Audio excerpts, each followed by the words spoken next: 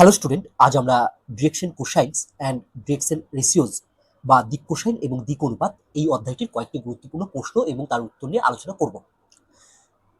এই অধ্যায়টি সম্পর্কে ধারণা পরিষ্কার করতে হলে তোমরা আমার যে কনসেপচুয়াল ভিডিও আছে সেটি দেখতে পারো। তারপর যদি এই ভিডিওটি দেখো তাহলে দেখবে প্রতিটি অঙ্ক তুমি খুব ভালোভাবে বুঝতে পারছো। কনসেপচুয়াল ভিডিওটির লিঙ্ক আমি আমার এই ভিডিওর ডেসক্রিপশন বক্সে দিয়ে দিয়েছি। আজকের প্রথম অঙ্কটি হলো, কোনো সরলরেখার দিক কোণগুলি হলো 120 ডিগ্রি, 45 ডিগ্রি, 30 ডিগ্রি। বক্তব্যটি কি সঠিক? কারণ সহ ব্যাখ্যা করো। এই উত্তর করার জন্য আমরা প্রথমে একটি নোট করে নেব। আমি প্রথমে এক্স অক্ষ, ওয়াই অক্ষ এবং জেড অক্ষ অঙ্কন করলাম। এরপর আমি একটি সরলরেখা অঙ্কন করলাম যার নাম দিলাম ওপি। আমি ধরে নিচ্ছি ওপি সরলরেখাটি এক্স অক্ষের সঙ্গে আলফা কোণ করেছে, ওয়াই অক্ষের সঙ্গে বিটা কোণ করেছে এবং জেড অক্ষের সঙ্গে গামা কোণ করেছে। তাহলে এই আলফা, বিটা এবং গামাকে বলবো এই ওপি সরলরেখার দিক কোণ, অর্থাৎ ওপি সরলরেখার দিক কোণগুলি হলো আলফা, বিটা এবং গামা।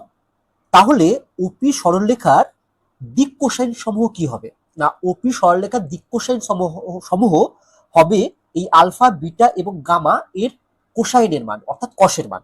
তাহলে আমরা লিখতে পারবো যে ওপি সরলরেখার দিক কোসাইন সমূহ হচ্ছে cos alpha, cos beta, cos gamma. আরেকটি বিষয় তোমরা মনে রাখবে যে, এবং এই যে cos alpha, cos beta, cos gamma এদের স্কোয়ারের যোগফল, অর্থাৎ cos square alpha plus cos square beta plus cos square gamma equal to 1 হবে। যদি তোমাকে তিনটে সংখ্যা দেয় এবং বলতে বলে যে এগুলো কি দিক কোসাইন হবে না হবে না, তাহলে তুমি কি করবে? ওই সংখ্যাগুলোর স্কোয়ারের যোগফল নির্ণয় করবে। দিয়ে যদি দেখো যোগফলটি 1 হয় তাহলে বলবে হ্যাঁ অবশ্যই সংখ্যাগুলি দিক কোসাইন হবে। চলো এবার আমরা এই প্রশ্নের উত্তর করি। তাহলে দেখো এখানে সরলরেখাটির দিক কোণগুলি বলে দিয়েছে, অর্থাৎ এক্স অক্ষের সঙ্গে 120 ডিগ্রি, ওয়াই অক্ষের সঙ্গে 45 ডিগ্রি এবং জেড অক্ষের সঙ্গে 30 ডিগ্রি কোণ করেছে। তাহলে আমাকে বলতে হবে বক্তব্যটি সঠিক কিনা। আমি প্রথমে এই কোণগুলোর কসের মানগুলো নির্ণয় করে ফেলি। তাহলে প্রথমে আমরা নির্ণয় করব কস 120 ডিগ্রি ইকুয়াল টু, আমরা একে লিখব কস 180 degree minus 60 degree equal to minus cos 60 degree equal to minus half. এরপর আমরা নির্ণয় করব কস 45 ডিগ্রি ইকুয়াল টু আমরা জানি 1/√2। তারপর নির্ণয় করব কস 30 ডিগ্রি ইকুয়াল টু √3/2। এবার এই যে সংখ্যাগুলো পেলাম, অর্থাৎ মাইনাস হাফ, 1/√2 এবং √3/2, এইগুলো কি একটি সরলরেখার দিক কোসাইন হবে? তার জন্য আমরা কি করব? এগুলোর স্কোয়ারের যোগফল নির্ণয় করব। অর্থাৎ যেহেতু মাইনাস হাফ তার স্কোয়ার প্লাস 1/√2 তার স্কোয়ার প্লাস √3/2 তার স্কোয়ার ইকুয়াল টু, আমরা এটাকে সিম্পলিফাই করব, দেখি কত পাই। আমরা পেলাম 3/2। এটা নট ইকুয়াল টু 1।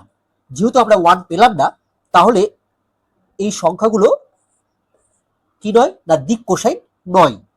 তাহলে আমরা বলবো যে এই দিক কোণগুলি যেগুলো বলেছে সেগুলো সঠিক নয়, অর্থাৎ বক্তব্যটি সঠিক নয়।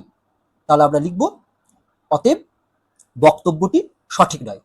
যদি এগুলো যোগফল আমি 1 পেতাম তাহলে বলতাম বক্তব্যটি সঠিক।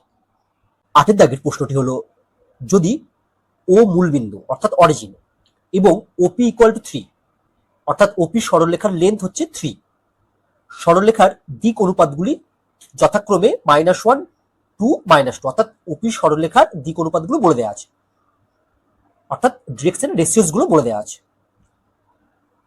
এর সঙ্গে সমানুপাতিক হয়, তবে পি বিন্দু স্থানাঙ্ক নির্ণয় করো। চলো এই প্রশ্নের আমরা উত্তর করে ফেলি। প্রথমে আমরা একটি সরলরেখা অঙ্কন করলাম যার নাম দিলাম ওপি। ও বিন্দুর স্থানাঙ্ক অরিজিন মানে 0,0,0, পি বিন্দুর স্থানাঙ্ক আমি ধরে নিলাম a, b, c। আমাকে এই a, b, c এর মান নির্ণয় করতে বলেছে। তাহলে ওপি সরলরেখার দিক অনুপাতগুলি হলো, অর্থাৎ ওপি সরলরেখার দিক অনুপাত কি হবে? না, আমরা জানি কোন সরলরেখার দিক অনুপাত হলো সেই সরলরেখার যে বিন্দুগুলো আছে শেষের বিন্দু থেকে প্রথম বিন্দুটির বিয়োগফল বা সাবট্রাকশন। তাহলে দেখো ওপি সরলরেখার দিক অনুপাতগুলি হলো, প্রথমে আমরা লিখবো a মাইনাস জিরো, তারপরে লিখবো b মাইনাস জিরো, তারপরে লিখবো c মাইনাস জিরো। দেখো এখানে যেহেতু ওপি আছে তাই পি বিন্দুগুলো আগে লিখবে আর ও এর বিন্দুগুলো তোমরা পরে লিখবে। তাহলে আমরা কি লিখবো, ওপি সরলরেখার দিক অনুপাতগুলি হলো a minus zero comma B minus zero comma C minus zero, অর্থাৎ এ বি সি। অতএব ওপি সরলরেখার দিক কোসাইনগুলি হলো, তুমি যদি এই দিক অনুপাত গুলিকে এই ওপির দৈর্ঘ্য দিয়ে ভাগ করে দাও বা ডিভাইড করে দাও, তাহলেই তুমি ওপি সরলরেখার দিক কোসাইনগুলি পেয়ে যাবে। তাহলে আমরা লিখতে পারবো ওপি সরলরেখার দিক কোসাইনগুলি হলো, অর্থাৎ ডিরেকশন কোসাইন সমূহ a by three comma B by three comma C by three. আবার দেওয়া আছে ওপি সরলরেখার দিক অনুপাত সমূহ minus one minus two two minus two, অর্থাৎ ওপি সরলরেখার দিক অনুপাত দেওয়া আছে তোমার minus one two minus two, সেগুলো আমরা লিখলাম। অতএব ওপি সরলরেখার দিক কোসাইনগুলি হলো, দেখো যেহেতু ওপি এর লেন্থ থ্রি, তাহলে এদেরকে আমি থ্রি দিয়ে ভাগ করলেই আবার দিক কোসাইন পেয়ে যাব। আবার দেখো তুমি যদি ওপি সরলরেখার দূরত্ব বার করো, তাহলে দেখো এদের স্কোয়ার যদি করো মাইনাস ওয়ান এর স্কোয়ার মানে ওয়ান স্কোয়ার প্লাস দুই square plus minus two square দুই স্কোয়ার, এটা ক্যালকুলেট করলে দেখো থ্রি পাবে। তাহলে আবার আমরা লিখছি ওপি সরলরেখার দিক কোসাইনগুলি হলো minus one by three comma two by three comma minus two by three. তাহলে তোমরা দেখো ওপি সরলরেখার দিক কোসাইন আমরা একবার পেয়েছি এটা, আর একবার পেলাম এটা। তাহলে আমরা লিখতে পারি a by three equal to minus one by three, B by three equal to two by three, C by three equal to minus two by three. কারণ কোনো সরলরেখার দিক কোসাইনের মান সর্বদা সেম হয়। তাহলে আমরা লিখতে পারবো অতএব a by three equal to minus one by three, এখান থেকে আমরা পাবো implies a equal to minus one, তারপর লিখবো B by three equal to two by three, এখান থেকে পাবো implies B equal to two, তারপর আমরা লিখবো C by three equal to minus two by three, এখান থেকে আমরা পাবো সি এর মান মাইনাস টু। এবার আমরা এ বি সি এর মান যদি আমরা এখানে বসিয়ে দিই, তাহলেই দেখবে আমরা পি বিন্দুর স্থানাঙ্ক পেয়ে যাব। অতএব পি বিন্দুর স্থানাঙ্ক minus one comma two comma minus two. নয়ের দাগের প্রশ্নটি হলো, যদি একটি সরলরেখার দিক অনুপাতগুলি যথাক্রমে জিরো ওয়ান মাইনাস ওয়ান এর সঙ্গে সমানুপাতিক হয়, তবে যে অক্ষের সঙ্গে তার নতি কত হবে, অর্থাৎ সরলরেখাটি যে অক্ষের সঙ্গে কত ডিগ্রি কোণ করে সেটি আমাদের নির্ণয় করতে হবে। এই প্রশ্নের উত্তর করার পূর্বে আমরা প্রথমে একটি নোট পড়ে নেব। কোন সরলরেখার দিক অনুপাত সমূহ a, b, c হলে এই সরলরেখাটির আমরা প্রথমে দিক কোসাইন সমূহ নির্ণয় করব। তার জন্য আমরা প্রথমে root over a square plus B square plus C square নির্ণয় করব। তারপর এই root over a square plus B square plus C square দিয়ে এই a, b এবং c কে ডিভাইড করে দিলেই আমরা সরলরেখাটির দিক কোসাইন সমূহ পেয়ে যাব। তাহলে আমরা লিখব অতএব দিক কোসাইন সমূহ a by root over square plus B square plus C square comma B by root over square plus B square plus C square এবং C by root over square plus B square plus C square. এবার X অক্ষের সঙ্গে যদি নতি alpha হয়, তাহলে আমরা লিখব কস আলফা ইকুয়াল টু হচ্ছে এটা। ওয়াই অক্ষের সঙ্গে যদি নতি বিটা হয়, তাহলে আমরা লিখব কস বিটা ইকুয়াল টু এটা, কস বিটা ইকুয়াল টু এটা। আর জেড অক্ষের সঙ্গে নতি যদি গামা হয়, তাহলে লিখব C by root over square plus B square plus C square equal to cos gamma. তাহলে যদি আমরা লিখি, দেখো জেড অক্ষের সঙ্গে নতি থিটা, তাহলে কি লিখবো, আমি এখানে থিটা ধরেছি কিন্তু জেড অক্ষের সঙ্গে নতি থিটা, তাহলে আমরা লিখবো কস থিটা ইকুয়াল টু এটা, অর্থাৎ C by root over square plus B square plus C square. তাহলে আমরা খুব সংক্ষেপে কিভাবে মনে রাখবো, ধরো জেড অক্ষের সঙ্গে নতি আমাদের নির্ণয় করতে দিয়েছে, তাহলে আমরা কি করব, ধরে নেবো প্রথমে জেড অক্ষের সঙ্গে নতি থিটা দিয়ে আমরা লিখবো কস থিটা ইকুয়াল টু, দেখো জেড অক্ষের জন্য আমরা প্রথমে লিখবো C by root over A square plus B square plus C square. যদি ওয়াই অক্ষের সঙ্গে নতি কত ধরতাম, আমরা যদি ধরতাম ওয়াই অক্ষের সঙ্গে নতি হচ্ছে থিটা, তাহলে তখন আমরা লিখতাম cos theta equal to B by root over এটা। ঠিক আছে, একইভাবে এক্স অক্ষের সঙ্গে নতি হলেও আমরা লিখতাম কি না এ বাই রুট ওভার এটা। চলো এবার আমরা তাহলে এই প্রশ্নের উত্তর করে ফেলি। অ্যান্সার, ধরি জেড অক্ষের সঙ্গে নতি হচ্ছে থিটা, তাহলে আমরা কি লিখবো? অতএব কস থিটা ইকুয়াল টু, দেখো জেড অক্ষের সঙ্গে নতি, তার জন্য প্রথমে আমরা লিখবো হচ্ছে -1 by root over 0 square plus 1 square plus -1 তার স্কোয়ার। অর্থাৎ এই যে তিনটে রাশি দেওয়া আছে বা সরলরেখাটির যে দিক অনুপাত দেওয়া আছে তাদের স্কোয়ারের যোগফল আমরা রুটের ভেতরে লিখবো। তাহলে আমরা লিখবো হচ্ছে 0 স্কোয়ার প্লাস 1 স্কোয়ার প্লাস -1 তার স্কোয়ার। এটাকে ক্যালকুলেশন করলে আমরা পাবো ইকুয়াল টু -1/√2। এবার আমরা এই -1/√2 কে কসের মাধ্যমে লেখার চেষ্টা করব।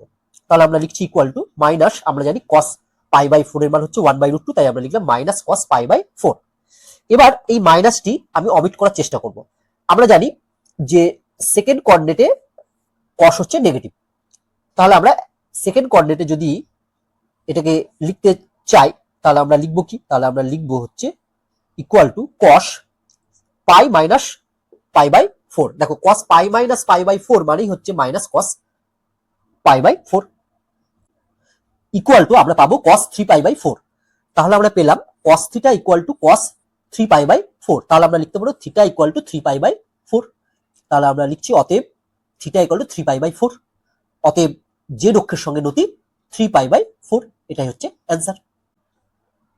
11 দাগের প্রশ্নটি হলো, যে সরলরেখা তিনটি অক্ষের প্রত্যেকের সঙ্গেই সমান কোণে নত থাকে তার দিক অনুপাতগুলি নির্ণয় করো, এক্ষেত্রে কতগুলি সরলরেখা হওয়া সম্ভব? এই প্রশ্নের উত্তর করার পূর্বে আমরা একটি নোট পড়ে নেব। কোন সরলরেখার দিক কোসাইন সমূহ L, M, N এবং L/A equal to M/B equal to N/C যদি হয়, তাহলে আমরা বলতে পারবো যে অতএব সরলরেখাটির দিক অনুপাত সমূহ হবে A, B, C। তাহলে আমরা লিখবো সরলরেখাটির দিক অনুপাত সমূহ A, B, C। চলো এবার আমরা এই প্রশ্নের উত্তর করি।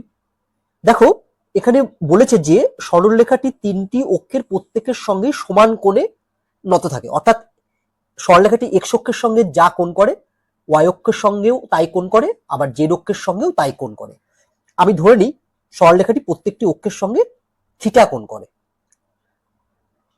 ধরি সরলরেখাটি তিনটি অক্ষের প্রত্যেকের সঙ্গেই থিটা কোণে নত আছে। অতএব সরলরেখাটির দিক কোসাইন সমূহ প্রত্যেকের সঙ্গেই থিটা কোণে নত আছে, তাই সরলরেখাটির দিক কোসাইন সমূহ হবে cos থিটা, এক্স অক্ষের সঙ্গে থিটা কোণে নত। আবার ওয়াই অক্ষের সঙ্গেও থিটা কোণে নত, তাই লিখবো কমা দিয়ে আবার cos থিটা।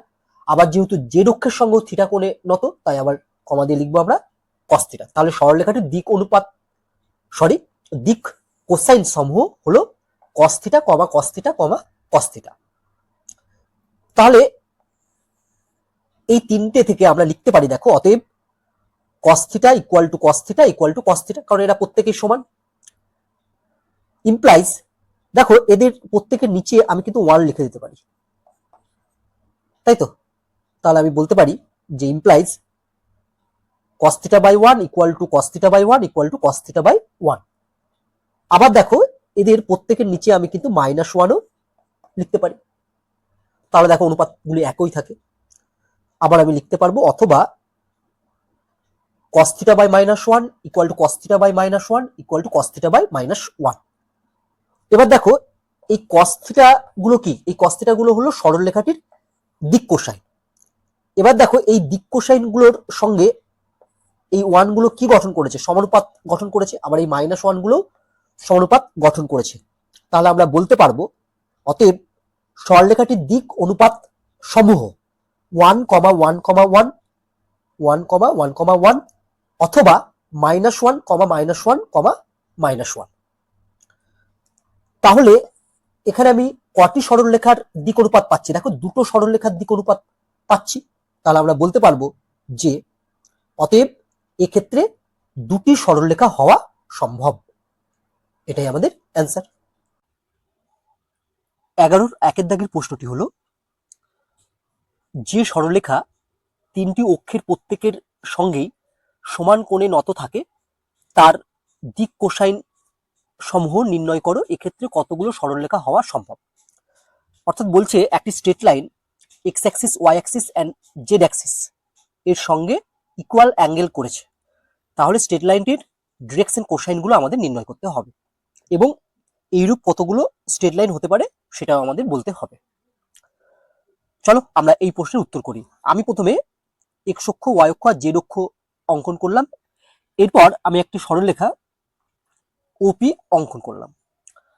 যেহেতু ছবিটি আমি 2 ডাইমেনশন এঁকেছি, তাই তোমাদের মনে হচ্ছে যে ওপি সরলরেখাটি এক্স ওয়াই সমতলে অবস্থিত, কিন্তু ওপি সরলরেখা কোনো সমতলেই অবস্থিত নয়, এক্স ওয়াইও নয়, ওয়াই জেডও নয়, জেড এক্সও নয়।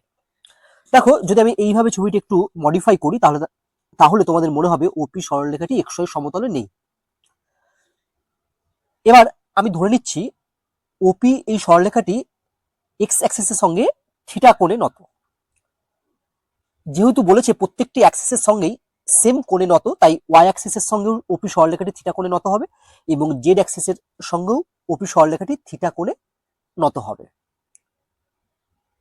তাহলে আমরা ধরে নিলাম, ধরি সরলরেখাটি তিনটি অক্ষের প্রত্যেকের সঙ্গেই থিটা কোণে নত আছে। তাহলে সরলরেখাটির দিক কোসাইন সমূহ কি হবে? তাহলে সরলরেখাটির দিক কোসাইন সমূহ হবে, যেহেতু এক্স অক্ষের সঙ্গে থিটা কোণে নত, তাই কস থিটা, ওয়াই অক্ষের সঙ্গে থিটা কোণে নত, কমা আবার কস থিটা, এবং জেড অক্ষের সঙ্গেও থিটা কোণে নত, তাই কমা দিয়ে আমরা লিখবো আবার কস থিটা। অতএব যেহেতু কস থিটা কমা কস থিটা কমা কস থিটা হলো আমার ডিরেকশন কোসাইন, তাই এদের স্কোয়ারের যোগফল হবে 1। এখান থেকে আমরা লিখতে পারবো implies 3 cos square theta equal to 1, this implies cos square theta equal to 1/3, implies এখান থেকে আমরা পাবো কি না cos theta equal to plus minus 1/√3। এবার যদি আমি এখানে cos theta ভ্যালু প্লাস 1/√3 বসাই, তাহলে লিখব যে অতএব দিক কোসাইন সমূহ, দিক কোসাইন সমূহ ও cos theta মানে আমি 1/√3 বসালে আমরা দিক কোসাইন সমূহ পাবো 1/√3, 1/√3, 1/√3। আবার কেউ যদি মাইনাস 1/√3 এখানে বসিয়ে দেয়, তাহলে সে কি পাবে না আমরা লিখবো অথবা মাইনাস 1/√3 বসালে সরলরেখাটির দিক কোসাইন সমূহ হবে -1/√3, -1/√3, -1/√3। তাহলে দেখো সরলরেখাটির আমি দিক কোসাইন কবার পেলাম? 2বার পেলাম। তাহলে এইরূপ কটি সরলরেখা সম্ভব? না এক্ষেত্রে দুটি সরলরেখা হওয়া সম্ভব। তাহলে আমরা লিখব এক্ষেত্রে দুটি সরলরেখা হওয়া সম্ভব। এটাই আমাদের অ্যান্সার। 12 দাগের প্রশ্নটি হলো জেড এক্স সমতলে অবস্থিত কোনো সরলরেখা জেড অক্ষের সঙ্গে π/3 কোণে নত আছে, রেখাটির দিক কোসাইন সমূহ নির্ণয় করো। অ্যান্সার, আমরা প্রথমে এক্স অক্ষ, ওয়াই অক্ষ, জেড অক্ষ অঙ্কন করে ফেললাম। এবার তোমাকে বলেছে সরলরেখাটি জেড এক্স সমতলে অবস্থিত, তাহলে এখানে আমার হচ্ছে জেড এক্স বা এক্স জেড সমতল হচ্ছে এটা। তাহলে এই সমতলে আমি একটি সরলরেখা অঙ্কন করলাম। এবার দেখো প্রশ্নে বলেছে জেড অক্ষের সঙ্গে π/3 কোণে নত, π/3 মানে হচ্ছে 60 ডিগ্রি কোণে নত। কার সঙ্গে? না জেড এক্সিসের সঙ্গে এই রেড কালারের সরলরেখাটি 60 ডিগ্রি কোণে নত। তাহলে আমাদের সরলরেখাটি জেড অক্ষের সঙ্গে কোণ করেছে 60 ডিগ্রি। আমরা জানি যে জেড অক্ষ এবং এক্স অক্ষ এদের মধ্যবর্তী কোণ হচ্ছে 90 ডিগ্রি, অর্থাৎ যে কোনো দুটি অক্ষের মধ্যবর্তী কোণ হচ্ছে 90 ডিগ্রি। যদি এক্স এবং জেড অ্যাক্সিসের মধ্যবর্তী কোণ 90 ডিগ্রি হয়, তাহলে এক্স অক্ষ এবং রেড কালারের সরলরেখাটির মধ্যবর্তী কোণ কত হবে? না মধ্যবর্তী কোণ হবে 30 ডিগ্রি। তাহলে এই কোণটি হবে 30 ডিগ্রি। এবার বলো তো রেড কালারের রেখাটির সঙ্গে ওয়াই অ্যাক্সিসের অ্যাঙ্গেল কত হবে? তুমি খুব ভালোভাবে বোঝার জন্য তোমার যে খাতা আছে সেই খাতার উপর তুমি এক্স এবং জেড অক্ষ অঙ্কন করো। ধরো এটা এক্স অক্ষ, এটা জেড অক্ষ, যারা পরস্পর 90 ডিগ্রি কোণে নত আছে। এবার তুমি তোমার পেনটিকে এই এক্স অক্ষ এবং জেড অক্ষের ছেদ বিন্দুতে লম্বভাবে রেখে দাও। তাহলে এটাই হয়ে যাবে। লম্বভাবে যদি রাখো, খাতার উপর তুমি লম্বভাবে রাখো, তাহলে দেখো বুঝতে পারবে। এই যে সবুজ কালারের এটা হলো পেন, আমি এই এক্স অ্যাক্সিস এবং জেড অ্যাক্সিসের ছেদ বিন্দুতে লম্বভাবে রেখেছি।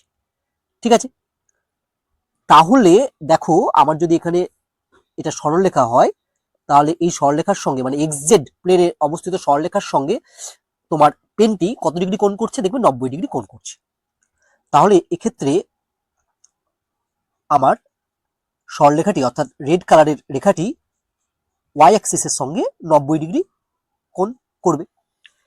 এবার তুমি পরপর সাজিয়ে নেবে। কেমন ভাবে? না, প্রথমে এক্স অক্ষের সঙ্গে কত কোণ করেছে দেখো। এক্স অক্ষের সঙ্গে আমার কোণ করেছে হচ্ছে 30 ডিগ্রি। তারপর দেখবে ওয়াই অক্ষের সঙ্গে কত ডিগ্রি কোণ করেছে সরলরেখাটি? ওয়াই অক্ষের সঙ্গে কোণ করেছে 90 ডিগ্রি। তারপর দেখবে জেড অ্যাক্সিসের সঙ্গে কত ডিগ্রি কোণ করেছে? 60 ডিগ্রি। পরপর নেবে কিন্তু, এক্স ওয়াই জেড, অন্য কাউকে আগে পরে করবে না। সরলরেখাটি জেড অক্ষের সঙ্গে কোণ করে কত বলেছে? সরলরেখাটি জেড অক্ষের সঙ্গে কোণ করে দেখো আমার বলেছে হচ্ছে 60 ডিগ্রি। অতএব সরলরেখাটি এক্স অক্ষের সঙ্গে কোণ করে কত? 30 ডিগ্রি। অতএব সরলরেখাটি ওয়াই অক্ষের সঙ্গে কোণ করে কত? না, 90 ডিগ্রি। অতএব সরলরেখাটির দিক কোসাইন সম। এবার দেখো পরপর লিখতে হবে, যেটা আমি বলছিলাম। প্রথমে এক্স অক্ষের সঙ্গে অ্যাঙ্গেল কত আমরা দেখতে পাচ্ছি? এক্স অক্ষের সঙ্গে আমরা দেখতে পাচ্ছি 30 ডিগ্রি কোণ করেছে। তাহলে প্রথমে লিখবো আমরা cos 30 ডিগ্রি। তাহলে সরলরেখাটির দিক কোসাইন সমূহ হলো cos 30 ডিগ্রি কমা। এরপরে আমরা দেখবো ওয়াই অক্ষের সঙ্গে কত কোণ করেছে? ওয়াই অক্ষের সঙ্গে করেছে 90 ডিগ্রি, কমা দিয়ে তারপরে লিখবো আমরা cos 90 ডিগ্রি। তারপরে আমরা দেখবো জেড অক্ষের সঙ্গে কত কোণ করেছে? জেড অক্ষের সঙ্গে কোণ করেছে 60 ডিগ্রি, তাহলে তারপরে লিখবো কমা cos 60 ডিগ্রি। অর্থাৎ যখন তুমি দিক কোসাইন সমূহগুলো লিখবে তখন কিন্তু প্রথমে এক্স অক্ষের সঙ্গে যে অ্যাঙ্গেল করেছে তার কোসাইনের মান, তারপর ওয়াই অক্ষের সঙ্গে যে অ্যাঙ্গেল করেছে তার কোসাইনের মান, তারপর জেড অক্ষের সঙ্গে যে অ্যাঙ্গেল করেছে তার কোসাইনের মান, কোসাইন মানে কসের মান। ঠিক আছে, এই সিকোয়েন্সে কিন্তু লিখতে হবে। তুমি যদি অন্য সিকোয়েন্সে লেখো তাহলে কিন্তু কোনো নাম্বার পাবে না, অর্থাৎ অঙ্কটি ভুল হয়ে যাবে। বা এবার এদের ভ্যালুগুলো বসিয়ে দিই। cos 30 এর ভ্যালু হচ্ছে √3/2, cos 90 ডিগ্রি এর ভ্যালু হচ্ছে 0, আর cos 60 ডিগ্রি এর ভ্যালু হচ্ছে হাফ। তাহলে আমরা পেয়ে গেলাম যে রেখাটির দিক কোসাইন গুলি হলো এত। এটাই হচ্ছে আমাদের অ্যান্সার। 13 দাগের প্রশ্নটি হলো কোন সরলরেখার ভেক্টর দিক কোণগুলি আলফা বিটা গামা হলে প্রমাণ করো sine square alpha plus sine square beta plus sine square gamma equal to 2। অর্থাৎ কোন সরলরেখা এক্স অক্ষের সঙ্গে আলফা, ওয়াই অক্ষের সঙ্গে বিটা এবং জেড অক্ষের সঙ্গে গামা কোণ করলে আমাদের প্রমাণ করতে হবে sine square alpha plus sine square beta plus sine square gamma equal to 2। খুব সহজ এবং গুরুত্বপূর্ণ একটি প্রশ্ন। চলো আমরা এই প্রশ্নের উত্তর করে ফেলি। অ্যান্সার, সরলরেখাটির দিক কোসাইন সমূহ কি হবে? যেহেতু সরলরেখাটি এক্স অক্ষের সঙ্গে আলফা, ওয়াই অক্ষের সঙ্গে বিটা এবং জেড অক্ষের সঙ্গে গামা কোণ করে আছে, তাই সরলরেখাটির দিক কোসাইন সমূহ হবে কস আলফা, কস বিটা এবং কস গামা। আমরা জানি দিক কোসাইনগুলির স্কোয়ারের যোগফল হয় 1। তাহলে আমরা লিখতে পারি অতএব cos square alpha plus cos square beta plus cos square gamma equal to 1। যেহেতু আমাদের প্রমাণ করতে দিয়েছে দেখো sine square alpha plus sine square beta plus sine square gamma equal to 2, তাই আমরা এই কস ফাংশনগুলোকে সব সাইন ফাংশনে নিয়ে যাব।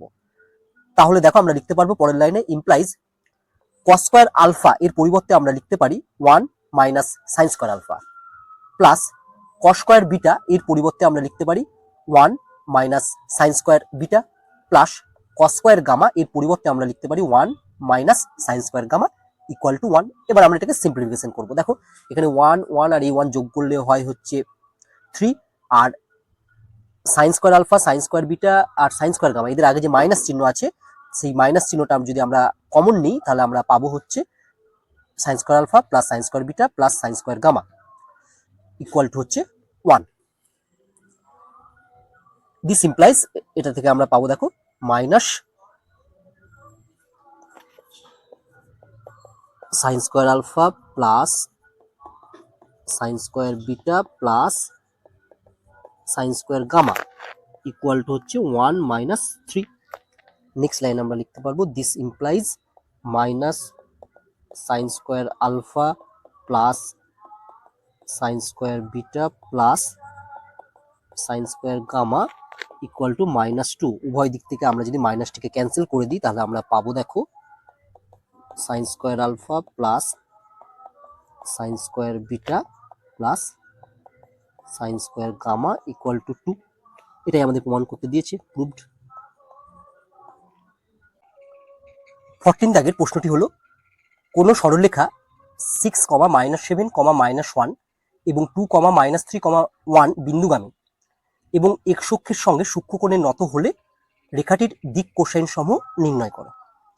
অ্যান্সার: সরলরেখাটির দিক অনুপাত সমূহ হবে 2 - 6, 2 - 6, -3 -7, অর্থাৎ আমরা লিখব -3 -7, 1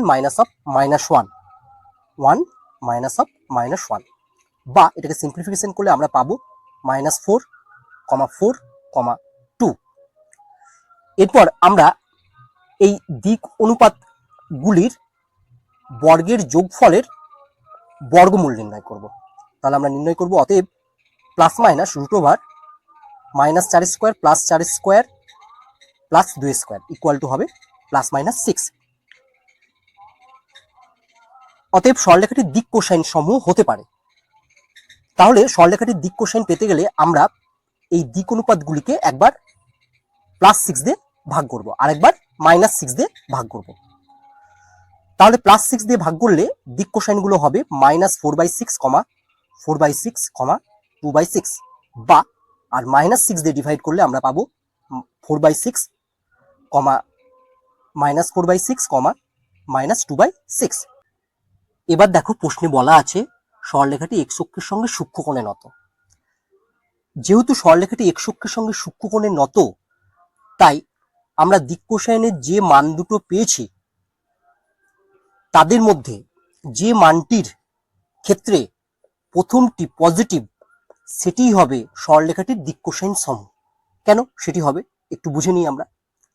যদি সরলরেখাটি x অক্ষের সঙ্গে থিটা কোণ করত তাহলে আমরা লিখতাম কি cos থিটা ইকুয়াল টু হচ্ছে 4/6।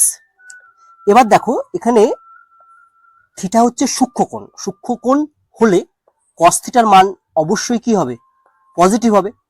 তাহলে দেখো এই দুটো ক্ষেত্রের মধ্যে কোন ক্ষেত্রে প্রথম মানটি পজিটিভ? আমি দেখতে পাচ্ছি দ্বিতীয় ক্ষেত্রের প্রথম মানটি পজিটিভ, তাই সরলরেখাটির দিক কোসাইন সমূহ হবে দিক কোসাইনের দ্বিতীয় মানটি। অর্থাৎ আমরা লিখতে পারবো অতএব সরলরেখাটির দিক কোসাইন সমূহ 4/6, -4/6, -2/6, বা সিম্পলিফাই করলে আমরা পাবো 2/3, -2/3, -1/3। এটাই আমাদের অ্যান্সার।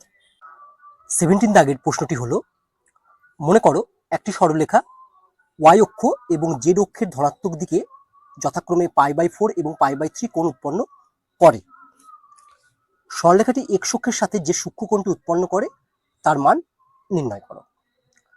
অ্যান্সার: ধরি সরলরেখাটি x অক্ষের সঙ্গে থিটা সূক্ষ্মকোণ উৎপন্ন করে। অতএব সরলরেখাটির দিক কোসাইন সমূহ। সরলরেখাটি x অক্ষের সঙ্গে থিটা কোণ করে, তাই দিক কোসাইনের প্রথম মানটি হবে cos থিটা, আমরা দেখতে পাচ্ছি y অক্ষের সঙ্গে π/4 কোণ উৎপন্ন করে, তাই দিক কোসাইনের দ্বিতীয় মানটি হবে cos π/4, এবং z অক্ষের সঙ্গে আমরা দেখতে পাচ্ছি π/3 কোণ উৎপন্ন করে, তাই দিক কোসাইনের তৃতীয় মানটি হবে cos π/3, বা আমরা লিখতে পারবো cos থিটা, cos π/4 এর মান হচ্ছে 1/√2, আর cos π/3 অর্থাৎ cos 60 ডিগ্রি এর মান হচ্ছে হাফ। অতএব আমরা জানি যে দিক কোসাইন গুলির স্কোয়ারের যোগফল হয় 1, তাহলে আমরা লিখতে পারবো অতএব cos স্কোয়ার থিটা প্লাস 1/√2 তার স্কোয়ার প্লাস হাফ তার স্কোয়ার ইকুয়াল টু হচ্ছে 1। এটাকে আমরা সিম্পলিফাই করবো। This implies cos square theta equal two আমরা লিখতে পারবো 1 মাইনাস, তোমরা দেখবে এই দুটোকে যদি আমরা যোগ করি তাহলে পাবো হচ্ছে +3/4। এই +3/4টা বাঁ দিক থেকে ডান দিকে গেলে হবে -3/4, তাহলে আমরা লিখবো 1 - 3/4। This implies cos square theta equal two আমরা পাবো হচ্ছে 1/4। দিস ইমপ্লাইজ আমরা লিখবো কস থিটা ইকুয়াল টু, দেখো কস থিটা ইকুয়াল টু হবে √ওভার 1/4, রুট মানে আগে প্লাস মাইনাস একটা চিহ্ন হবে, তাহলে এক্ষেত্রে আমরা পাবো দেখবে প্লাস মাইনাস হাফ। তাহলে এক্ষেত্রে প্লাস হাফ নেব না মাইনাস হাফ নেব? দেখো প্রশ্নে কি বলেছে, প্রশ্নে বলেছে এক্স অক্ষের সাথে যে সূক্ষ্ম কোণটি উৎপন্ন করে তার মান। তাহলে এখানে যেহেতু থিটা সূক্ষ্ম কোণ, তাই কস থিটার মান হবে পজিটিভ, তাই আমরা এখানে ধনাত্মক মান নেব, অর্থাৎ আমরা লিখবো কস থিটা ইকুয়াল টু হচ্ছে plus half. This implies cos theta equal two, আমরা জানি কস কত ডিগ্রির মান হাফ, না কস 60 ডিগ্রির মান হাফ, অর্থাৎ লিখবো হচ্ছে কস π/3। তাহলে এখান থেকে আমরা লিখতে পারবো ইমপ্লাইজ থিটা ইকুয়াল টু π/3। তাহলে উত্তর লিখে দেবো যে অতএব এক্স অক্ষের সঙ্গে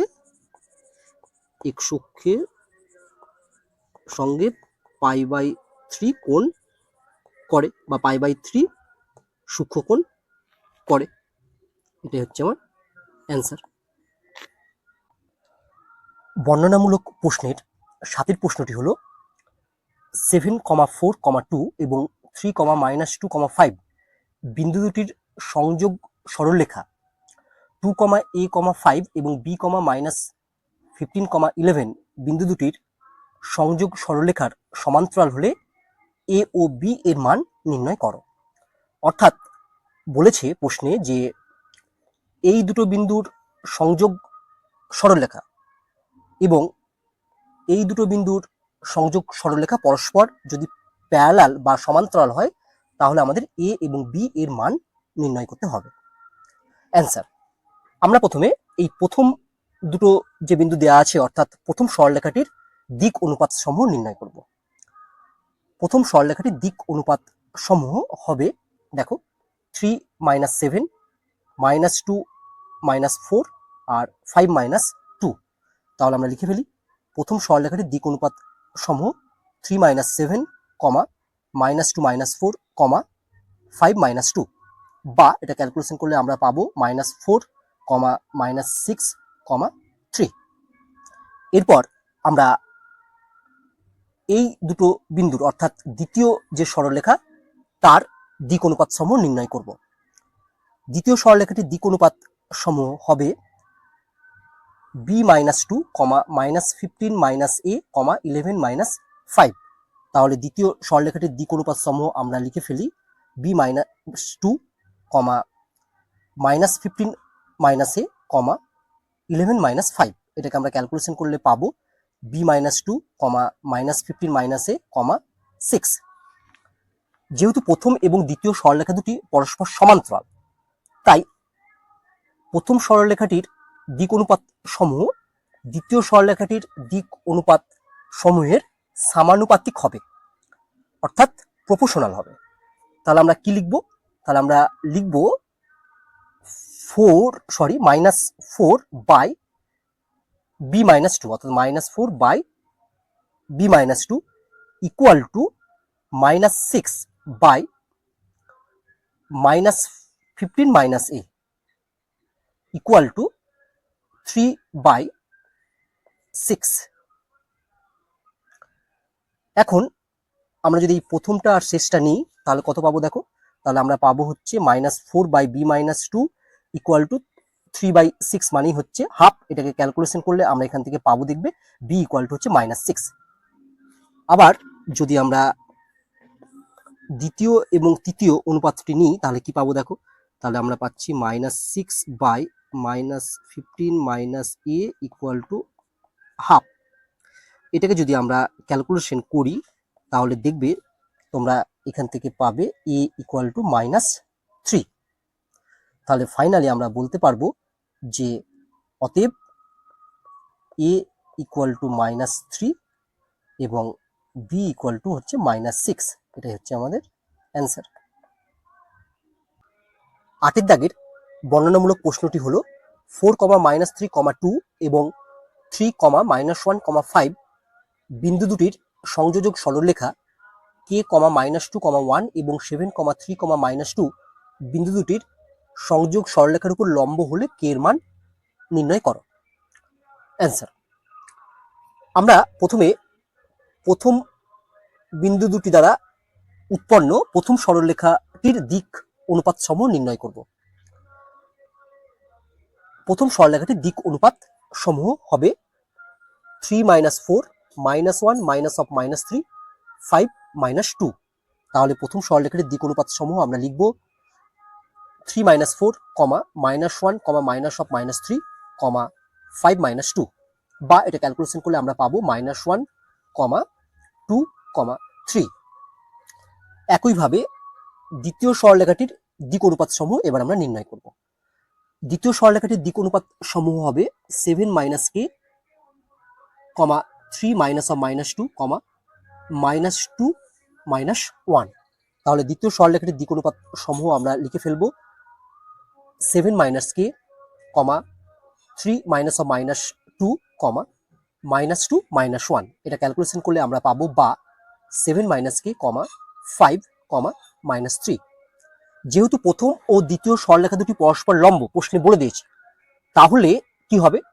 তাহলে উভয় সরলরেখার দিক অনুপাতগুলির গুণফলের যোগফল হবে 0। অর্থাৎ -1 এর সঙ্গে আমরা 7 - k কে গুণ করব, +2 এর সঙ্গে 5 কে গুণ করে যেটা পাবো সেটা, +3 এর সঙ্গে -3 কে গুণ করে যেটা পাবো সেটা, = 0। তাহলে আমরা লিখব অতএব -1 × 7 - k +2 × 5 +3 × -3 = 0। এটাকে যদি আমরা সিম্পলিফিকেশন করি দেখি কি পাই, চলো। দিস ইমপ্লাইজ, তাহলে আমরা পাবো হচ্ছে -7 + k +10 -9 = 0। দিস ইমপ্লাইজ k, এটা দেখো আমরা যদি ক্যালকুলেশন করি তাহলে আমরা পাবো হচ্ছে k = 6। তোমরা তোমাদের মতো ক্যালকুলেশন করবে। তাহলে আমি উত্তর লিখে দেবো যে অতএব k এর মান 6। এটাই আমাদের অ্যান্সার। 14 দাগের প্রশ্নটি হলো, মনে করো p -9, 4, 5 এবং q 11, 0, -1 দুটি প্রদত্ত বিন্দু। যদি ও মূল বিন্দু এবং ও এন সরলরেখা PQ সরলরেখার উপর লম্ব হয়, তবে n বিন্দুর স্থানাঙ্ক আমাদের নির্ণয় করতে হবে। খুব ইম্পর্টেন্ট একটি প্রশ্ন। চলো আমরা এই প্রশ্নের উত্তর করি। প্রথমে আমরা ছবিটি অঙ্কন করে ফেলি। প্রথমে আমি একটি বিন্দু নিলাম, এর নাম P, আর একটি বিন্দু নিলাম যার নাম হচ্ছে Q। এদেরকে একটি সরলরেখা দ্বারা যোগ করে দিলাম। বিন্দুগুলোর নাম দিয়ে দিচ্ছি আমি P আর Q। P বিন্দুর স্থানাঙ্ক আমরা লিখে ফেললাম, আবার Q বিন্দুর স্থানাঙ্ক আমরা লিখে ফেললাম। এবার বলেছে ও একটি মূল বিন্দু। আমি একটি বিন্দু নিলাম যার নাম হচ্ছে ও, এটা হচ্ছে মূল বিন্দু যার স্থানাঙ্ক হচ্ছে 0, 0, 0। ও বিন্দু থেকে এই PQ সরলরেখার উপর আমি একটি লম্ব অঙ্কন করলাম। এই লম্বের পাদবিন্দুটির নাম দিলাম N। এবার আমরা ধরে নেব যে এই N বিন্দুটি PQ রেখাংশকে m:1 অনুপাতে অন্তর্ভুক্ত করে। তাহলে আমরা লিখে ফেলি, ধরি N বিন্দু PQ রেখাংশকে m:1 অনুপাতে অন্তর্ভুক্ত করে। যেহেতু আমাদের P বিন্দুর স্থানাঙ্ক জানা আছে, Q বিন্দুর স্থানাঙ্ক জানা আছে, তাহলে এই N বিন্দুর স্থানাঙ্ক আমরা সহজেই নির্ণয় করে ফেলতে পারবো। অতএব N বিন্দুর স্থানাঙ্ক, N বিন্দুর স্থানাঙ্ক হবে, প্রথম x স্থানাঙ্কটি হবে 11m 1 × -9, মানে 11m - 9 / m + 1। তাহলে x স্থানাঙ্কটি আমরা লিখব 11m - 9 / m + 1। y স্থানাঙ্কটি হবে m × 0 মানে 0 প্লাস 1 × 4 মানে 4, অর্থাৎ 0 + 4 / m + 1, 0 + 4 / m + 1, কমা, আর z স্থানাঙ্কটি হবে m × -1 মানে হচ্ছে -m প্লাস 1 × 5 মানে +5। তাহলে আমরা লিখব হচ্ছে -m + 5 / m + 1। তাহলে আমরা n বিন্দুর স্থানাঙ্ক নির্ণয় করে ফেললাম। যেহেতু এবার দেখো আমাদের ও বিন্দুর স্থানাঙ্ক জানা আছে, আবার n বিন্দুর স্থানাঙ্ক জানা আছে, তাহলে ও n সরলরেখাটির দিক অনুপাত সমূহ আমরা নির্ণয় করে ফেলতে পারবো। অতএব ও এন সরলরেখার দিক অনুপাত সমূহ হবে এটা -0, এটা -0, এটা -0। তাহলে দিক অনুপাতগুলি হবে, আমরা একেবারে লিখে ফেলি, 11m-9/m+1, 4/m+1, -m+5/m+1। তাহলে আমরা ও এন সরলরেখার দিক অনুপাত সমূহ পেয়ে গেলাম। এরপর আমরা অতএব পি কিউ সরলরেখার দিক অনুপাত সমূহ নির্ণয় করব। দেখো, পি কিউ সরলরেখার দিক অনুপাত সমূহের প্রথম মানটি হবে 11 -9, অর্থাৎ 11 + 9 হয়ে যাবে, অর্থাৎ প্রথম মানটি হবে 20, দ্বিতীয় মানটি হবে 0 - 4 মানে -4, তৃতীয় মানটি হবে -1 - 5 মানে -6। তাহলে আমরা পি কিউ সরলরেখার দিক অনুপাতগুলো আমরা পেয়ে গেলাম।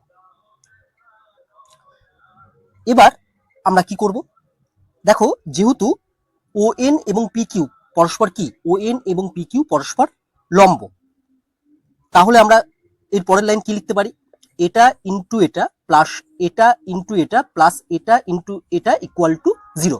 অর্থাৎ দুটো সরলরেখা পরস্পর লম্ব হলে তাদের দিক অনুপাতগুলির গুণফলের যোগফল ইকুয়াল টু 0 লিখতে পারবো। তাহলে আমরা লিখতে পারি অতএব 20 ইন্টু এত -4 ইন্টু এত -6 ইন্টু এত ইকুয়াল টু 0। এরপর তোমরা তোমাদের মতো সিম্পলিফিকেশন করবে, আমি আমার মতো করছি। এখান থেকে সিম্পলিফিকেশন করে আমরা এম এর ভ্যালুটি নির্ণয় করব। নেক্সট পেজে আমি কি করব, প্রত্যেকটি পদ থেকে আমি 1/m+1 কমন নেব এবং দিয়ে বাকিগুলো সব গুণ করে লিখব।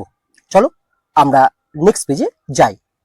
আমরা যদি 1/m+1 কমন নিই তাহলে দেখবে ভেতরে পড়ে থাকবে এটা ইকুয়াল টু 0। এবার যদি এই m+1টা এদিকে গুণ করে দিই তাহলে আমরা লিখতে পারবো এটা ইকুয়াল টু 0। দিয়ে যদি আমরা সেটাকে সিম্পলিফাই করি তাহলে দেখবে আমরা পাবো this implies 226m equal to 226। This implies m equal to হচ্ছে 1। তাহলে আমরা m এর মান 1 পেয়ে গেলাম। আমাকে n বিন্দুর স্থানাঙ্ক নির্ণয় করতে বলেছে। তাহলে আমরা দেখো আগে পেয়েছিলাম যে n বিন্দুর স্থানাঙ্ক হচ্ছে এটা, এখানে m এর ভ্যালুটি আমরা বসিয়ে দেব। অতএব n বিন্দুর স্থানাঙ্ক, আমরা প্রথমে n বিন্দুর স্থানাঙ্কটি লিখে ফেললাম।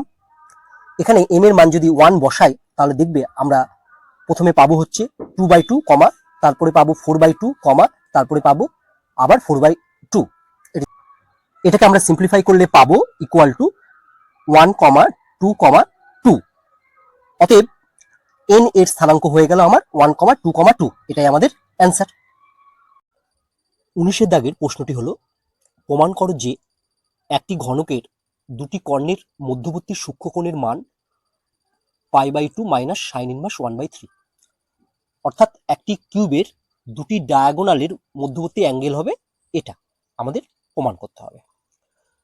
চলো আমরা এই প্রশ্নের উত্তর করে ফেলি। অ্যান্সার,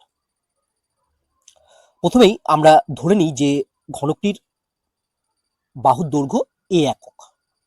এরপর আমরা একটি ঘনক অঙ্কন করলাম যার প্রতিটি বাহুর দৈর্ঘ্য a একক। প্রত্যেকটি বাহু, যতগুলো বাহু আছে সবার দৈর্ঘ্যই হচ্ছে a একক, কারণ আমরা জানি ঘনকের প্রতিটি বাহুর দৈর্ঘ্য হচ্ছে সমান। এরপর ঘনকটির তিনটি সন্নিহিত বাহুকে নিয়ে আমি এক্স অক্ষ, ওয়াই অক্ষ এবং জেড অক্ষ অঙ্কন করব। আমি প্রথমে এই বাহুটিকে নিয়ে আমি এক্স অক্ষ অঙ্কন করলাম, তারপর এই বাহুটিকে নিয়ে আমি ওয়াই অক্ষ অঙ্কন করলাম, তারপর এই বাহুটিকে নিয়ে আমি জেড অক্ষ অঙ্কন করলাম। আমরা জানি এক্স অক্ষ, ওয়াই অক্ষ এবং জেড অক্ষ পরস্পরকে মূল বিন্দু ওতে ছেদ করে। আবার দেখো, এই মূল বিন্দুটা ঘনকটির একটি কৌণিক বিন্দু, তাহলে ঘনকটির এই কৌণিক বিন্দুটির নাম যদি আমি ও দিই তাহলে এই ও হলো মূল বিন্দু, তাহলে এই কৌণিক বিন্দুর স্থানাঙ্ক হবে আমার 0,0,0। এবার আমরা ঘনকের প্রতিটি কৌণিক বিন্দুর স্থানাঙ্ক নির্ণয় করব, যেটা এই অঙ্কটির জন্য খুব গুরুত্বপূর্ণ। তোমরা যদি আমার ডিরেকশন কোসাইন এবং ডিরেকশন রেশিওজ নিয়ে যে কনসেপচুয়াল ভিডিওটি আছে সেটি যদি দেখে নাও তাহলে দেখবে কৌণিক বিন্দুগুলি নির্ণয় করা তোমাদের কাছে খুব সহজ হবে। আমরা প্রথমে এক্স অক্ষকে যে বিন্দুতে ঘনকটি ছেদ করেছে সেই বিন্দুর স্থানাঙ্ক নির্ণয় করব। আমরা ধরে নিই এক্স অক্ষকে এ বিন্দুতে ছেদ করেছে। যেহেতু ঘনকটির বাহুর দৈর্ঘ্য এ একক, তাই এই এ বিন্দুর স্থানাঙ্ক হবে এ কমা 0,0। এরপর আমরা এই বিন্দুটির স্থানাঙ্ক নির্ণয় করব। আমরা দেখতে পাচ্ছি যে এই বিন্দুটি হচ্ছে XY সমতলে অবস্থিত। যদি আমরা এই বিন্দুটির নাম দিই বি, তাহলে বি বিন্দুর স্থানাঙ্ক হবে a,0। এরপর আমরা ঘনকটি ওয়াই অক্ষকে যে বিন্দুতে ছেদ করেছে সেই বিন্দুটির স্থানাঙ্ক নির্ণয় করব। ওয়াই অক্ষকে যে বিন্দুতে ছেদ করেছে সেই বিন্দুটির নাম দিলাম আমরা সি, তাহলে সি বিন্দুর স্থানাঙ্ক হবে 0,a,0। এরপর আমরা এই বিন্দুটির স্থানাঙ্ক নির্ণয় করব। দেখো এই বিন্দুটি হচ্ছে শূন্যে অর্থাৎ পেসে অবস্থিত। এই বিন্দুটি যদি আমি পি নাম দিই, তাহলে পি বিন্দুতে আসতে গেলে আমাকে এক্স অক্ষ বরাবর এ দূরত্ব, তারপরে ওয়াই অক্ষ বরাবর এ দূরত্ব, তারপর জেড অক্ষ বরাবর এ দূরত্ব যেতে হবে। তাহলে এই বিন্দু পি এর স্থানাঙ্ক হবে a,a,a।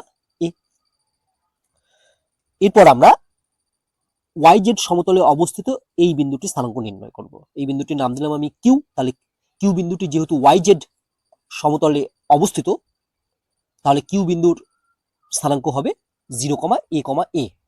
এই যে তোমরা এইভাবে মনে রাখবে, যেহেতু ওয়াই জেড সমতলে অবস্থিত না, তার জন্য এই বিন্দুটির এক্স স্থানাঙ্কের মান 0 হবে, আর ওয়াই এবং জেড স্থানাঙ্কের মান a,a হবে। কেন? কারণ যেহেতু ঘনকটির প্রতিটি বাহুর দৈর্ঘ্য এ একক, তাই। এরপর আমরা ঘনকটির জেড অক্ষকে যে বিন্দুতে ছেদ করেছে সেই বিন্দুটি স্থানাঙ্ক নির্ণয় করব। ধরে নিই আমরা জেড অক্ষকে ঘনকটি আর বিন্দুতে ছেদ করেছে, তাহলে আর বিন্দুর স্থানাঙ্ক হবে 0,0,a। এরপর আমরা এক্স জেড সমতলে অবস্থিত এই বিন্দুটির স্থানাঙ্ক নির্ণয় করব।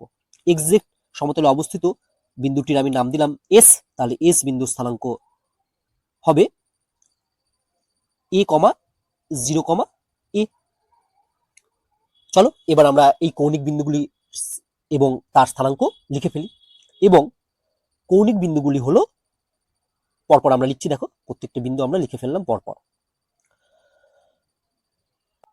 তোমরা এখানে আরেকটি বিষয় মনে রাখবে, অনেক সময় প্রশ্নটি একটু পরিবর্তন করে দেয়। পরিবর্তন করে কি দেয়? দেখো এখানে যেমন বলেছে একটি ঘনকের দুটি কর্ণের মধ্যবর্তী সূক্ষ্মকোণের মান তো নির্ণয় করতে, অনেক সময় বলে একটি একক ঘনকের দুটি কর্ণের মধ্যবর্তী সূক্ষ্মকোণের মান এত হবে প্রমাণ করো। অর্থাৎ একটি ইউনিট কিউব। ইউনিট কিউব মানে কি? ইউনিট কিউব মানে ঘনকটির প্রতিটি বাহুর দৈর্ঘ্য হয়ে যাবে আমার 1 ইউনিট বা 1 একক। অর্থাৎ সেক্ষেত্রে এ এর মান হয়ে যাবে কত? 1।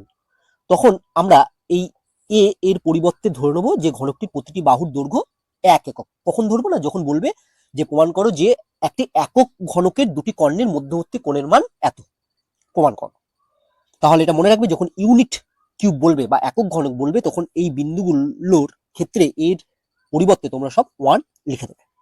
চলো আমরা আবার এই অঙ্কটিতে ফিরে যাই। অতএব ঘনকের কর্ণ চারটি হলো। তোমরা যদি তোমাদের ঘরটিকে একটি ঘনক ভেবে নাও, তাহলে দেখবে ঘরের 4টি কর্ণ আছে। তাহলে এখানেও এই ঘনকেরও 4টি কর্ণ আছে। কর্ণ 4টি আমরা পরপর লিখে ফেলি। প্রথম কর্ণটি হলো ওপি, দ্বিতীয় যে কর্ণ সেটি হলো এ কিউ, তৃতীয় কর্ণটি হলো বি আর, আর সবার শেষ এবং চতুর্থ কর্ণটি হলো সি এস। এরপর আমরা ওপি এবং এ কিউ কর্ণ দুটির দিক অনুপাত নির্ণয় করে তাদের মধ্যবর্তী কোণ সহজেই নির্ণয় করে ফেলতে পারবো। চলো এবার আমরা নির্ণয় করি। অতএব ওপি কর্ণের দিক অনুপাত সম। দেখো ও আর পি এই কর্ণটির দিক অনুপাত সমূহ আমরা নির্ণয় করব। তাহলে ওপি কর্ণের দিক অনুপাত সমূহের প্রথম যে মান সেটি কত হবে? সেটি হবে a-0। a-0 মানে হচ্ছে a। দ্বিতীয় মানটি হবে আবার a-0 মানে a। তৃতীয় মানটিও হবে a-0 মানে a। অর্থাৎ ওপি কর্ণের দিক অনুপাত সমূহ আমরা পেয়ে গেলাম a,a,a। এ কিউ কর্ণের দিক অনুপাত সমূহ, দেখো এ এবং এই কিউ কর্ণের দিক অনুপাত সমূহের প্রথম মানটি হবে 0 - a। 0 - a মানে হচ্ছে -a, কমা দ্বিতীয় মানটি হবে a minus zero, a minus zero মানেই হচ্ছে a। তৃতীয় মানটি হবে a minus zero, a minus zero মানে a। তাহলে আমরা ওপি এবং এ কিউ কর্ণের দিক অনুপাত সমূহ পেয়ে গেলাম। এবার আমরা ধরে নিই যে এই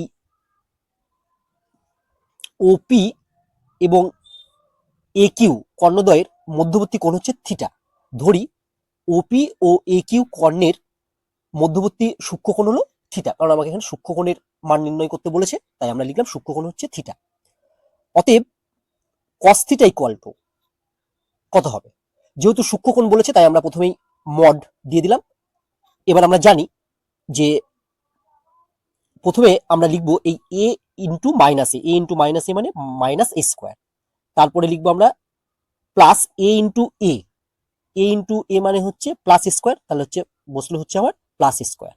তারপরে আমরা বসাবো হচ্ছে প্লাস এটা ইন্টু এটা মানে আবার হবে প্লাস স্কোয়ার বাই হচ্ছে রুট ওভার এই ওপি কর্ণের দিক অনুপাতগুলোর বর্গের যোগফল, অর্থাৎ square plus square plus square into root over A Q কর্ণের দিক অনুপাতগুলোর স্কোয়ারের যোগফল, অর্থাৎ এক্ষেত্রে হবে square plus square plus square. এটাকে এবার আমরা সিম্পলিফিকেশন করলে দেখো কি পাই, implies cos theta equal to, এখানে তো প্লাস স্কোয়ার আর মাইনাস স্কোয়ার কেটে গেলে পড়ে থাকবে শুধু স্কোয়ার, ঠিক আছে।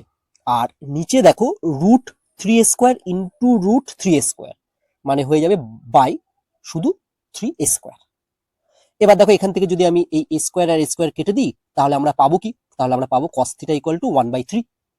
তোমরা অবশ্যই এখানে মনে রাখবে যে তুমি যদি এই চারটি কর্ণের মধ্যে যে কোনো দুটি কর্ণের দিক অনুপাত নির্ণয় করে তাদের মধ্যবর্তী কোণ নির্ণয় করো তাহলেও কিন্তু অঙ্কটির একই উত্তর আসবে, অর্থাৎ অঙ্কটি ঠিক হবে।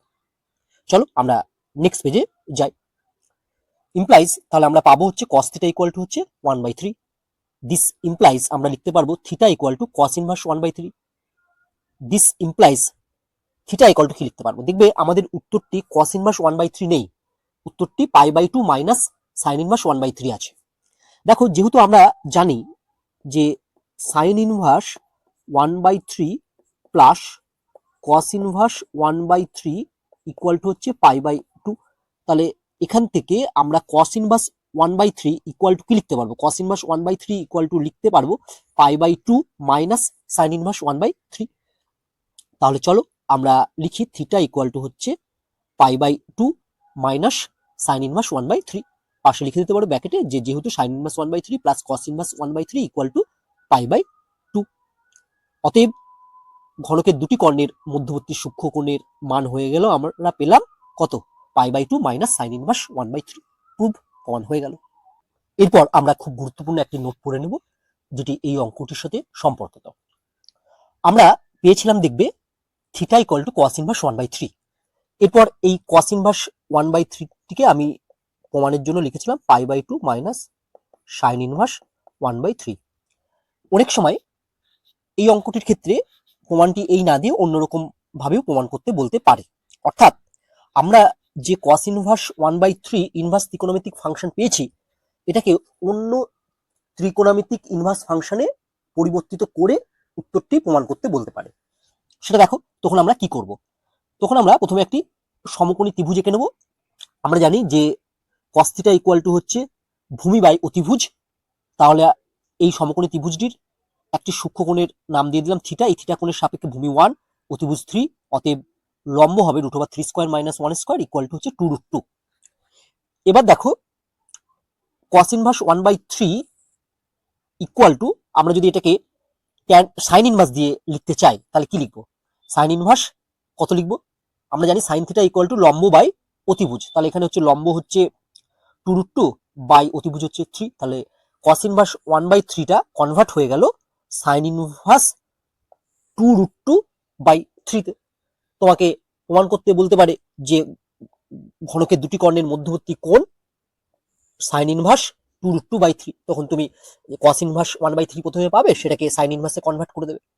একইভাবে দেখবে আমরা পাবো ইকুয়াল টু ট্যান ইনভার্স কত?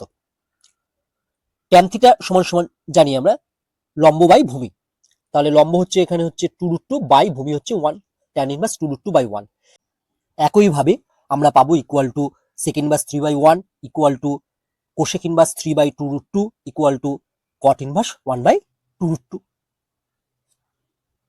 20 দাগের প্রশ্নটি হলো, যদি একটি সরলরেখা একটি ঘনকের 4টি কর্ণের সঙ্গে আলফা, বিটা, গামা, ডেল্টা কোণ উৎপন্ন করে, তবে প্রমাণ করো যে cos square alpha plus cos square beta plus cos square gamma plus cos square delta equal to 4/3। চলো আমরা এই প্রশ্নের উত্তর করে ফেলি। অ্যান্সার, প্রথমেই আমরা ধরে নিই যে ঘনকটির বাহুর দৈর্ঘ্য a একক। এরপর আমরা একটি ঘনক অঙ্কন করলাম যার প্রতিটি বাহুর দৈর্ঘ্য a একক। প্রত্যেকটি বাহু, যতগুলো বাহু আছে সবার দৈর্ঘ্যই হচ্ছে a একক, কারণ আমরা জানি ঘনকের প্রতিটি বাহুর দৈর্ঘ্য হচ্ছে সমান। এরপর ঘনকটির 3টি সন্নিহিত বাহুকে নিয়ে আমি x অক্ষ, y অক্ষ এবং z অক্ষ অঙ্কন করব। আমি প্রথমে এই বাহুটিকে নিয়ে আমি x অক্ষ অঙ্কন করলাম, তারপর এই বাহুটিকে নিয়ে আমি y অক্ষ অঙ্কন করলাম, তারপর এই বাহুটিকে নিয়ে আমি z অক্ষ অঙ্কন করলাম। আমরা জানি x অক্ষ, y অক্ষ এবং z অক্ষ পরস্পরকে মূল বিন্দু ওতে ছেদ করে। আবার দেখো, এই মূল বিন্দুটা ঘনকটির একটি কৌণিক বিন্দু, তাহলে ঘনকটির এই কৌণিক বিন্দুটির নাম যদি আমি ও দিই, তাহলে এই ও হলো মূল বিন্দু, তাহলে এই কৌণিক বিন্দু স্থানাঙ্ক হবে আমার 0,0,0। এবার আমরা ঘনকের প্রতিটি কৌণিক বিন্দুর স্থানাঙ্ক নির্ণয় করব, যেটা এই অঙ্কটির জন্য খুব গুরুত্বপূর্ণ। তোমরা যদি আমার ডিরেকশন কোসাইন এবং ডিরেকশন রেশিওজ নিয়ে যে কনসেপচুয়াল ভিডিওটি আছে সেটি যদি দেখে নাও, তাহলে দেখবে কৌণিক বিন্দুগুলি নির্ণয় করা তোমাদের কাছে খুব সহজ হবে। আমরা প্রথমে x অক্ষকে যে বিন্দুতে ঘনকটি ছেদ করেছে সেই বিন্দুর স্থানাঙ্ক নির্ণয় করব। আমরা ধরে নিই x অক্ষকে a বিন্দুতে ছেদ করেছে। যেহেতু ঘনকটির বাহুর দৈর্ঘ্য a একক, তাই এই a বিন্দুর স্থানাঙ্ক হবে a, 0,0। এরপর আমরা এই বিন্দুটি স্থানাঙ্ক নির্ণয় করব। আমরা দেখতে পাচ্ছি যে এই বিন্দুটি হচ্ছে xy সমতলে অবস্থিত। যদি আমরা এই বিন্দুটির নাম দিই b, তাহলে b বিন্দুর স্থানাঙ্ক হবে a, 0। এরপর আমরা ঘনকটি y অক্ষকে যে বিন্দুতে ছেদ করেছে সেই বিন্দুটির স্থানাঙ্ক নির্ণয় করব। y অক্ষকে যে বিন্দুতে ছেদ করেছে সেই বিন্দুটির নাম দিলাম আমরা c, তাহলে c বিন্দুর স্থানাঙ্ক হবে 0,a,0। এরপর আমরা এই বিন্দুটির স্থানাঙ্ক নির্ণয় করব। দেখো, এই বিন্দুটি হচ্ছে শূন্যে অর্থাৎ পেসে অবস্থিত। এই বিন্দুটি যদি আমি p নাম দিই, তাহলে p বিন্দুতে আসতে গেলে আমাকে x অক্ষ বরাবর a দূরত্ব, তারপর y অক্ষ বরাবর a দূরত্ব, তারপর z অক্ষ বরাবর a দূরত্ব যেতে হবে। তাহলে এই বিন্দু p এর স্থানাঙ্ক হবে a, a। এরপর আমরা yz সমতলে অবস্থিত এই বিন্দুটির স্থানাঙ্ক নির্ণয় করব। এই বিন্দুটির নাম দিলাম আমি q, তাহলে q বিন্দুটি যেহেতু yz সমতলে অবস্থিত, তাহলে q বিন্দুর স্থানাঙ্ক হবে 0,a,a। এই যে তোমরা এইভাবে মনে রাখবে, যেহেতু yz সমতলে অবস্থিত না, তার জন্য এই বিন্দুটির x স্থানাঙ্কের মান 0 হবে, আর y এবং z স্থানাঙ্কের মান a, হবে। কেন? কারণ যেহেতু ঘনকটির প্রতিটি বাহুর দৈর্ঘ্য a একক, তাই।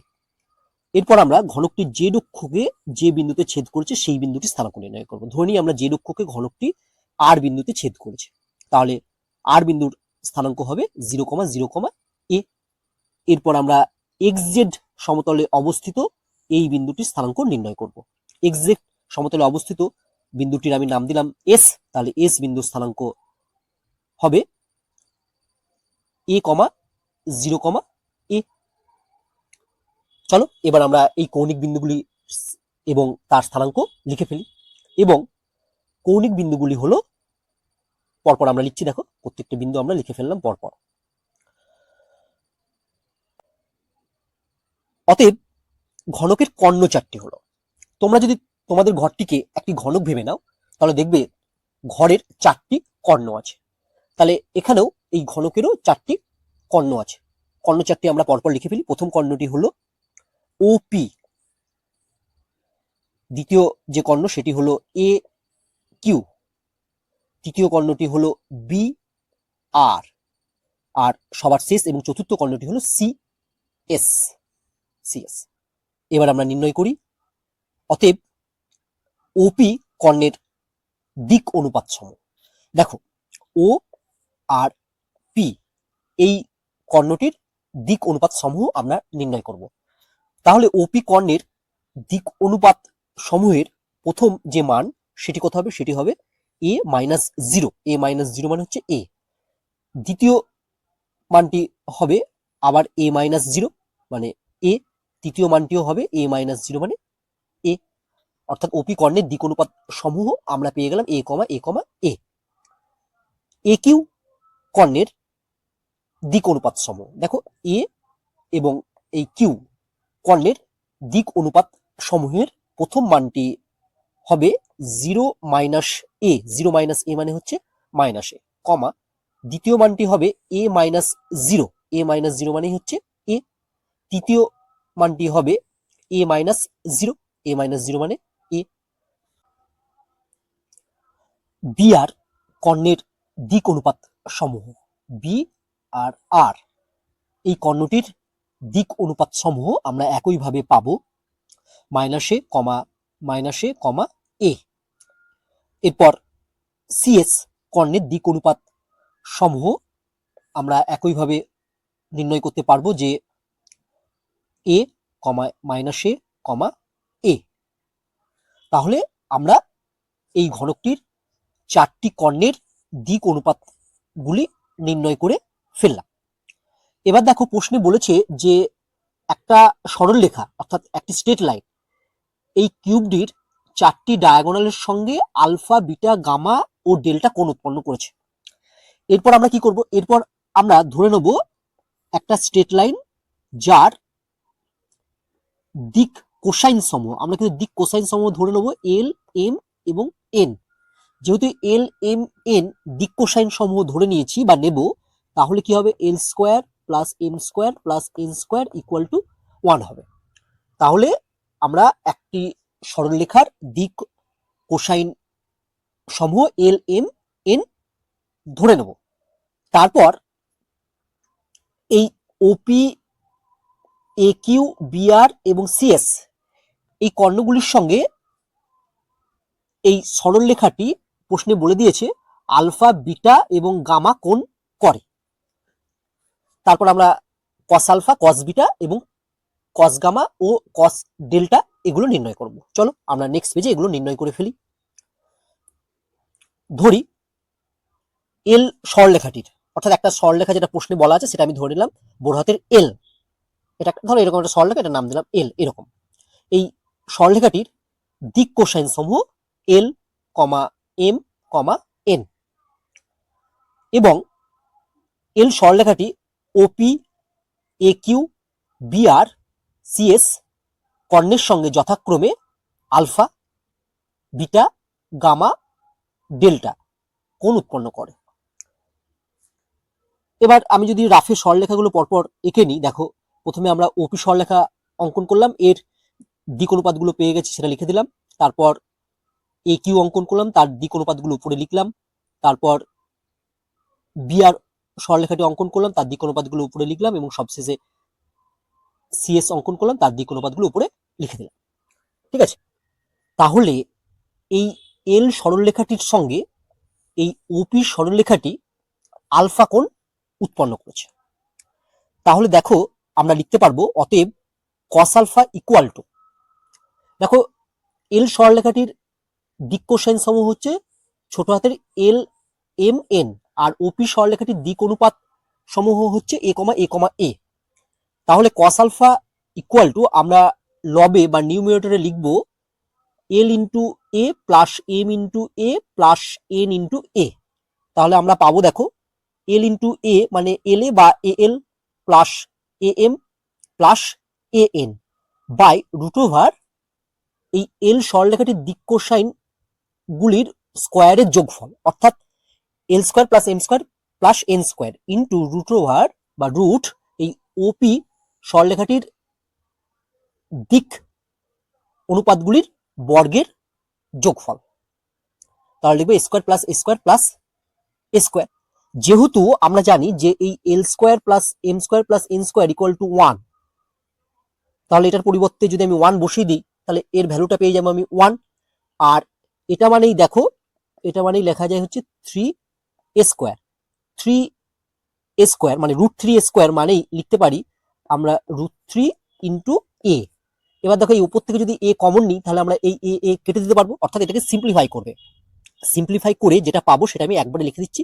দেখবে সিম্পলিফাই করে আমরা যেটা পাবো সেটা হচ্ছে equal to L plus M plus N by √3। এরপর দেখো এই এ কিউ সরলরেখাটির সঙ্গে এই এল সরলরেখাটি বিটা কোণ উৎপন্ন করেছে, তাহলে আমরা লিখতে পারবো cos বিটা ইকুয়াল টু, দেখো একইভাবে যদি ক্যালকুলেশন করি তাহলে আমরা কি পাবো খুব সংক্ষেপে মনে রাখার জন্য আমি বলছি। দেখো যখন আমি এই ওপি সরলরেখাটি নিয়েছিলাম তখন দেখো সব প্লাস এ প্লাস এ প্লাস এ ছিল, অর্থাৎ দিক অনুপাতগুলো। তার জন্য আমরা এখানেও দেখো এল প্লাস এম প্লাস এন পেয়েছিলাম। এখানে আমরা দেখতে পাচ্ছি এ কিউ সরলরেখাটির দিক অনুপাত গুলি হচ্ছে মাইনাস এ, তারপরে প্লাস এ, তারপরে প্লাস এ।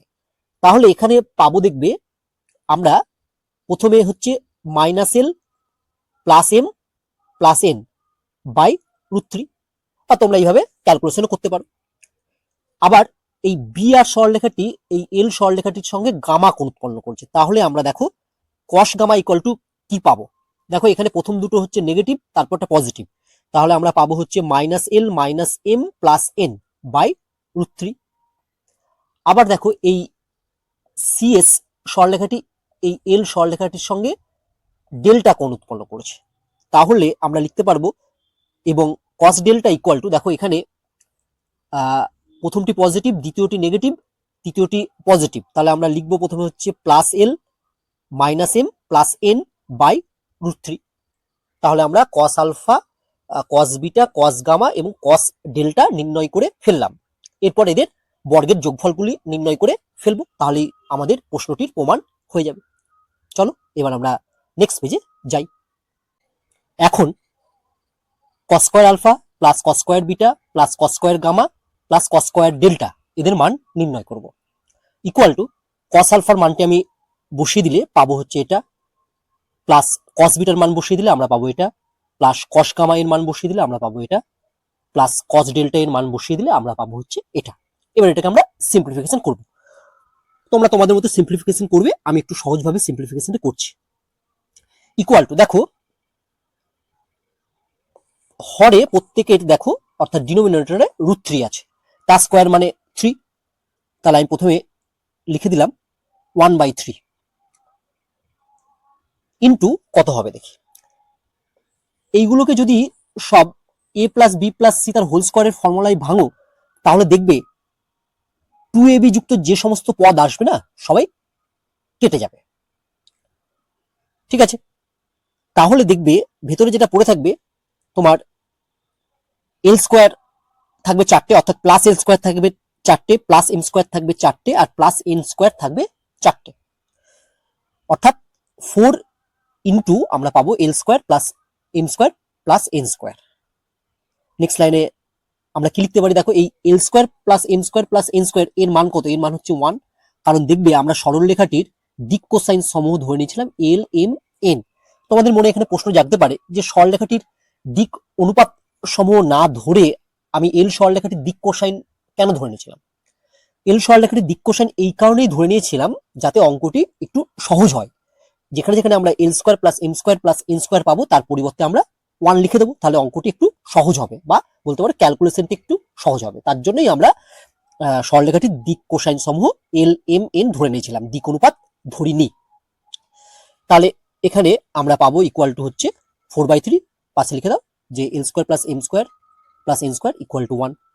অতএব cos square alpha plus cos square beta plus cos square gamma plus cos square delta এর মান আমরা পেয়ে গেলাম 4/3, প্রমাণ হয়ে গেল।